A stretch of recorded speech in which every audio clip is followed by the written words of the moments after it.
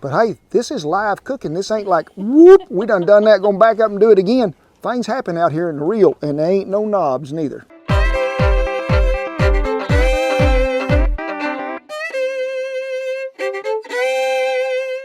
Woo, thank y'all for stopping by camp here, and it is a glorious day.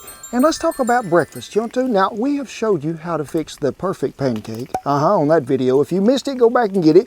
But also, we have showed you how to what? Make the perfect bacon, and we've done the perfect scrambled eggs, the perfect omelet, the perfect fried egg. We're leaving out someone, let me see. No, it's not Pop-Tarts. No, it is the poached egg. Ooh, we're talking about, how many of you like a poached egg? Oh, I do. How about you in the third row by the mesquite tree? Oh, he give a thumbs up, he did. Everybody likes it. So what, I don't know, what is a poached egg? Poached. Let's look back over here in the Webster Dictionary. Poached. Illegal hunting or the harvesting of an animal out of season. No. Poached is when something is cooked in a near boiling liquid. And it gives such a really, sort of like a soft boiled egg without the shell is really sort of what we're after. But hey, I need to know if y'all be really wanting to help us out on these videos by giving us a like. Make sure you do that because it'll help the channel grow. But also remember to subscribe on this. So let's get started here in just a minute and do us a poached egg. Now the equipment you be needing to poach an egg is a container that's large enough to hold some water. Now, you'll see folks that do this in a skillet with a little dab of water, but I never did like that method. You'll also see the method to where people have the little egg poaching little machines here that you just put the egg in, it's got the boiling water under it, it comes up. I did that for years. Folks, this is probably the simplest method that I've ever used in my life in how to poach the perfect egg. Now, fill it up, this vessel is this full of water.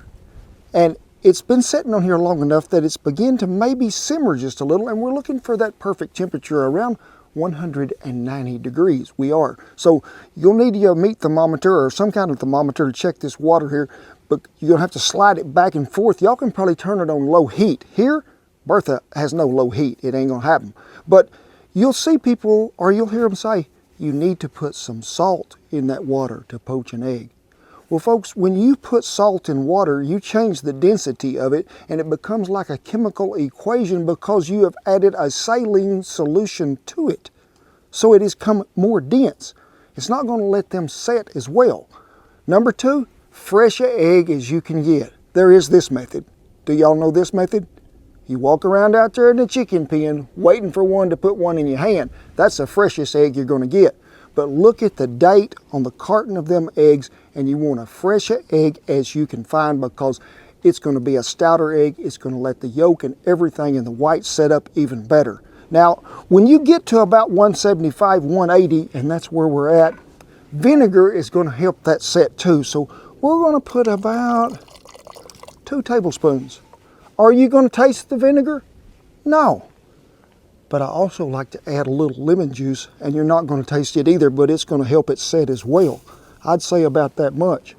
Now let's give that a stir, and you can see there was some little bitty bubbles there on the bottom. And we're going to cook this first egg, and I'm going to show you 2 different methods, but the first egg is a little, maybe you're thinking, where did the cowboy get that at? It's called the Whirlpool Method. Not to be confused with the dishwasher, the icebox, or the washing machine. How it did get its name though is we're going to make a whirlpool sort of thing in here. It looks like a water tornado, it does. And when you drop that egg in there, it's going to keep it in the perfect cylindrical shape. So let's check our temperature. We are approaching the magic moment. We're at 187. Time we get the egg cracked, it'll be close to that. So really, you need to start out in that guy that was famous over there with Keaton Tut. What was his name? Ramekin. Yeah, Keem Ramekin. That was his name, something like that. He was pretty well Egyptian feller, I think. Crack your egg. This way, I've seen people do it right in the water. But this way, you're ensuring that everything stays there together and you didn't bust that yellow or anything.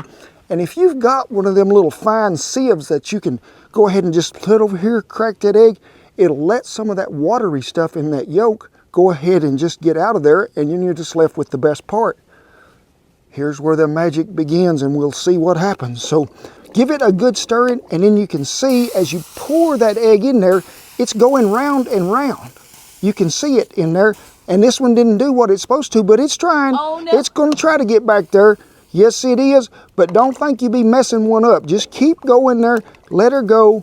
We'll check that temperature and make sure we're not too hot, and we're going to get that right because you can see that egg, look at it, trying to float there on the bottom and form that circle it is. Oh, Lord. So we're going to check this temperature again because you do not want it to reach boiling, but you really need it to be 190 degrees. And you need to set that timer when that egg hits that water at 190 to 3 minutes. What am I depending on? The Beagle. He is going to take a 3-minute power nap and he's going to wake me up and let me know. But these little wispies that's in here that come off that egg, they ain't hurting a thing. Just dip them out of there, throw them in the kitchen floor, you'll be good to go. Because we want this thing to end up pretty if we can get that to happen. So we'll let this one go ahead and cook 3 minutes, we will. Then we'll put it out of there. We'll lay it on a paper towel to daub some of that water and we'll be in good shape. Get you a slotted spoon, fish your little egg out of there, lay him on this paper towel gently to let him sort of dry off just a tad. You might want more than one egg and not want to wait 3 more minutes till the other one gets done. So let's go on to method 2. Same water, about 190 degrees it is. We're going to add just a little more vinegar, a little splash of lemon. We got 2 eggs in a ramekin, okay? So 1 egg per ramekin? Just 2 eggs with 2 ramekins, Gotcha. okay? Now, when you go to put these in there, I don't want you to dump them, okay? I want you to place them in here to where you see the water begin to get in the bowl and then just pour. He's going to settle to the bottom, he is, and we hope that he comes back to life.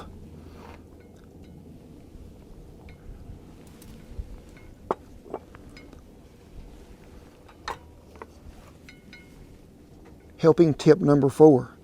Take that and give it a swirl. We're going to see if we can get these to go ahead and go because, we have trouble in paradise, Houston. We have 2 eggs trying to join together in here. You just separate them with your spoon? No, we're going to leave them just like that. They're trying to form a ball in there. We're going to let them go 3 minutes and we'll take them out. We've been on about 3.5 to 4 minutes on this, and folks, you can bring that egg up and touch it in there and see how much firmness you want. How you want it set, like over easy, really runny, a little more over that like that. However you'd like them, just be sure and touch it. And make sure, remember a while ago, you see me swirl that around just a tad to make that work. So get off fire. Let me see if we can find this other survivor. He has been rescued, he has. And you can see that in jiggling as he hit dry ground there. So for a cowboy, that's pretty near the perfect poached egg. And that's hard to say in one little voice it is. But I'm going to meet y'all back over here at the chuck box lid. We'll talk about this and the recipe and go from there. Well, I would say this one was what you'd call maybe about over medium. And that's sure enough an over easy there. Cut that yellow runs out of there so pretty it does. Oh my gosh. Got us some hog meat, and I did use the what? The perfect way to cook bacon. I did. So we want to thank you for really watching these quick tips and tutorials. Let's go ahead and get a bite, but before we do that, something that I really like on my eggs is some of that there original seasoning. I'm sorry puppies, but I'm going to have the first bite today. I'm going to go ahead and get right in here, get me some of that.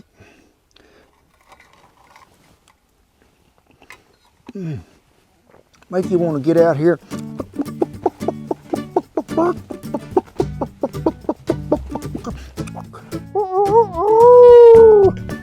I'm thinking that is some good stuff right there.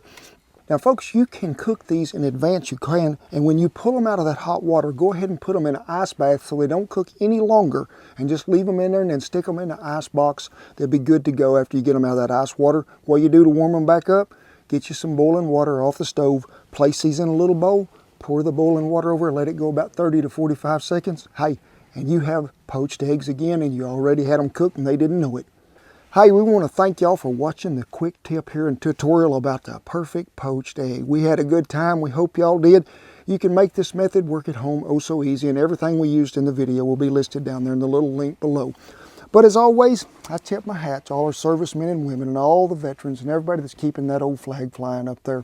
But to everybody else that's making a hand through this old COVID crisis, again, we thank you so much for all that you're doing. Don't think that you're not appreciated, because you are.